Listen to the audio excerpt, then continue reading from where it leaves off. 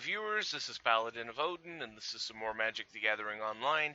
This is another episode of the Standard Commentary Series, and it looks like we've got 4C Cryptolith versus possibly Mono Green, not Control, Mono Green Ramp, sorry.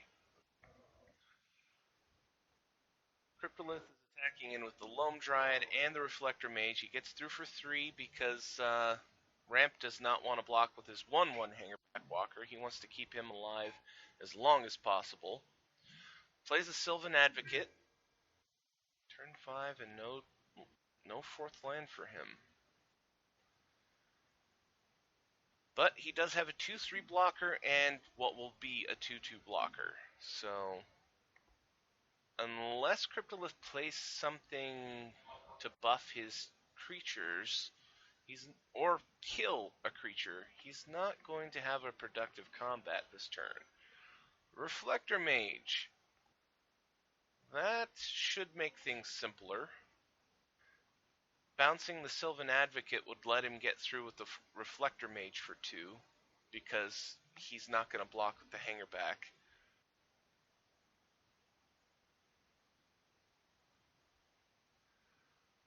And there it goes. Sylvan Advocate is bounced back to his hand, goes to combat.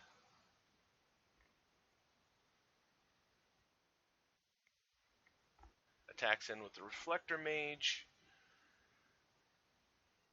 Now 4C is in a pretty good situation here.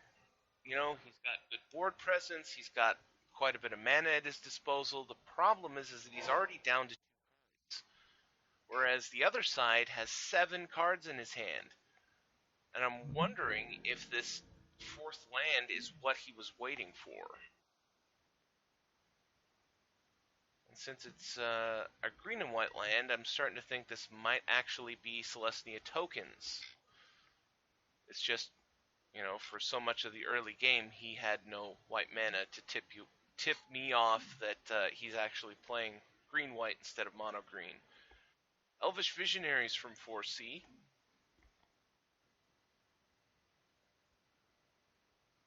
In this situation, a very good way for him to get more board presence and at the same time get more cards in his hand. Attacking in with both the Reflector Mages. No blocks. Green-white goes down to 10.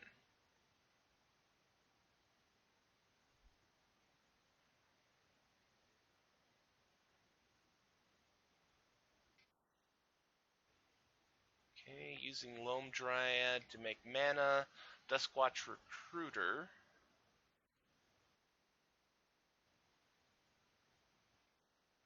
And end of turn buffing the Hangerback Walker. So green and white has to play something good here. Okay, there's a Sylvan Advocate. Please tell me you have something else to play.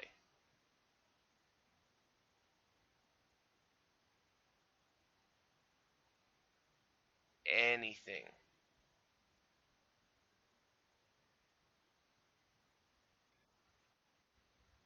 Dramoka's Command, okay. Turning the Hangerback into a 3/3 and killing off the Duskwatch Recruiter.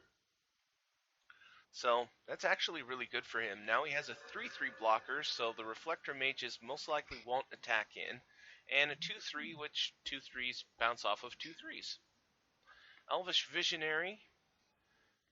Now, it isn't going to be too hard to get rid of one of these creatures. Another Reflector Mage. He's running... Well, he just used his black mana. I was going to say... Oh, Loam Dryad can make a black mana. He's running black, so he could have a kill card in his hand. Ultimate Price would deal with the Sylvan Advocate.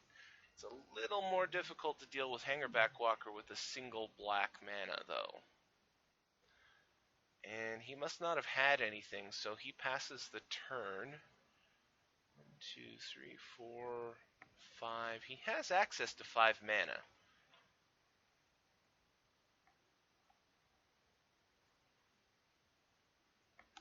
Now, green-white, he has to keep playing stuff. It doesn't matter what it is, he just has to keep playing stuff. Keep this ramp up for him. try and even out the board state. Another Hangerback Walker.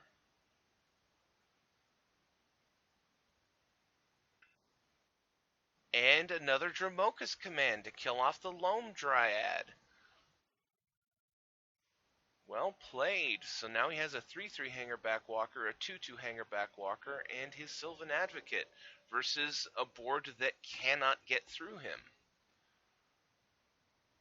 And then on top of that, he still has more cards in hand than 4C. So things are looking a lot better for green and white now. 4C could really use another Duskwatch Recruiter so that he could start using the ability on it to search for creatures. And speak of the devil. And he does have enough mana to activate it this turn.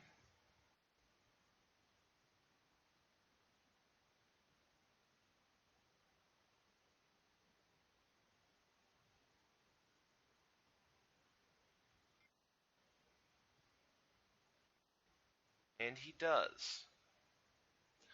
You know, I bet he's really wishing that he had Cryptolith right now so that at the end of Green's turn or in response to Green's whatever he plays, he could tap his creatures to use this ability again, because that is a really powerful thing. Ooh, Reality Smasher. Nice.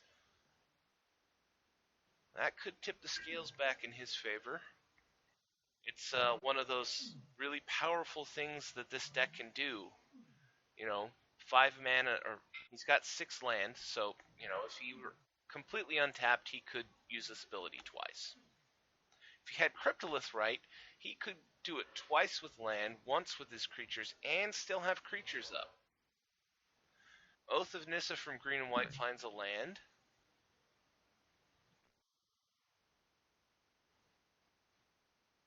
And he passes the turn because he can't really afford to attack in here, because 4C could take the combined 7 damage and go down to 7. On the backswing, that would be 2, 4, 6, 8 damage. All he'd need is 2 more damage. You can't really risk that.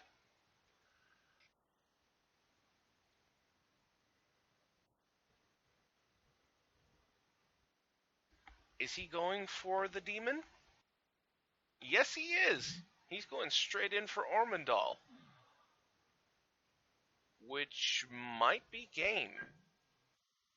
A 9/7 flying lifelink indestructible haste. He gets to attack in here. Green-white can't block. He's taking 9, going down to 1. And 4C is going... Oh, response, Stasis Snare. Well done. He had the perfect response for that, waiting in his hand with enough mana to do it. So, honestly, it looks like this might actually be game for 4C. That was a ballsy play, though. If it had worked, green-white would have been screwed. But, unfortunately, green-white had the answer he needed. Nissa, Voice of Zendikar, Hangerback Walker for 1, -2, so 4, 4 is 8, 3 is 11. So that'll knock him down to 3, so he has exactly 1 turn to answer this board.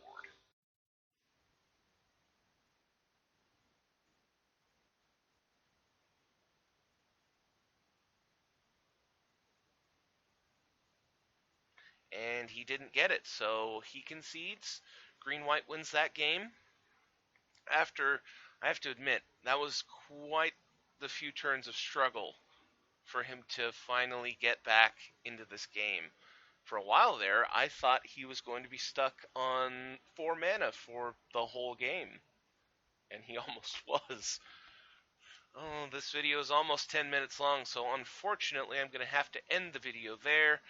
That was green-white tokens versus 4C Cryptolith. And if you liked what you saw, hit that like and subscribe button for me, and I'll see you in the next video.